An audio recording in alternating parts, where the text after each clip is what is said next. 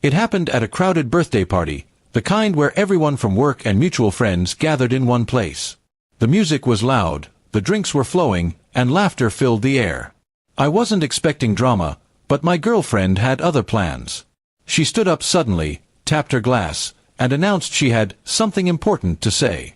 I thought it might be a toast, but her next words cut me deep in front of everyone. With a smirk, she declared that our relationship was over. She acted like it was some sort of performance, exaggerating every word to get the crowd's attention. "I can't be with someone so boring," she said, pausing for effect, making sure every ear caught her words. The people around us gasped, some laughed nervously, and a few even cheered as if it was some staged show. My chest tightened, but I forced myself not to react. She looked at me, waiting for me to argue or beg. That was her plan all along: humiliate me, show herself as the bold one while I crumbled. But instead, I gave her a calm smile. I simply said, "If that's what you want, then I wish you all the best."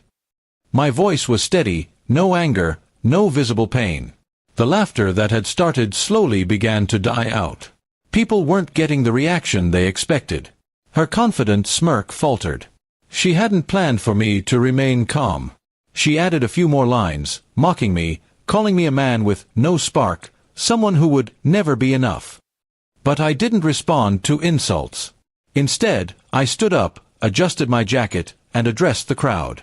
"Well," I said evenly, "at least I no longer have to carry secrets that weren't mine to hold." The room went silent. Every pair of eyes turned toward me.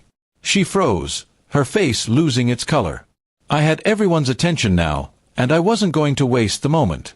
I looked around and said, "She might pretend she's leaving me first, but the truth is, she's been seeing someone else behind my back for months."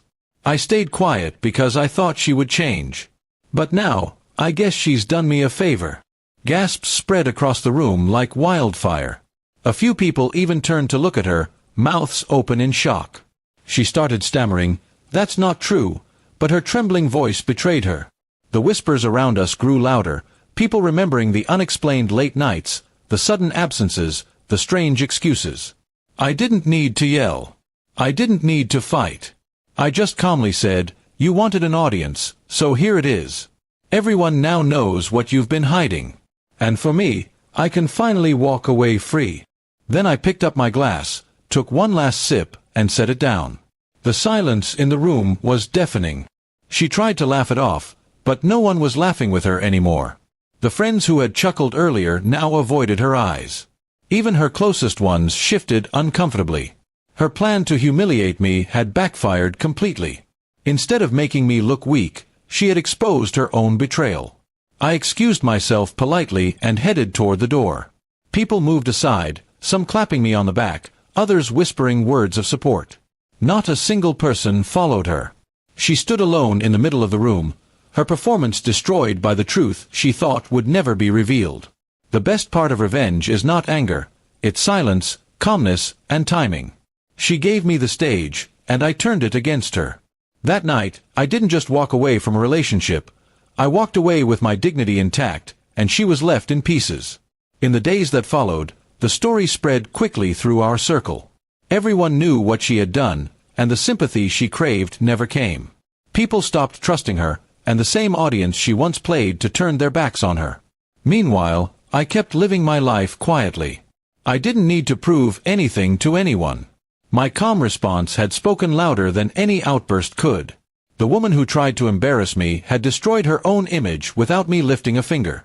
Sometimes revenge doesn't need shouting or fighting.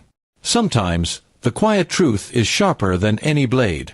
She had tried to make me look small, but in the end, she stood there, exposed, while I walked away stronger than ever. That night taught me something valuable. Never let someone else control your reaction.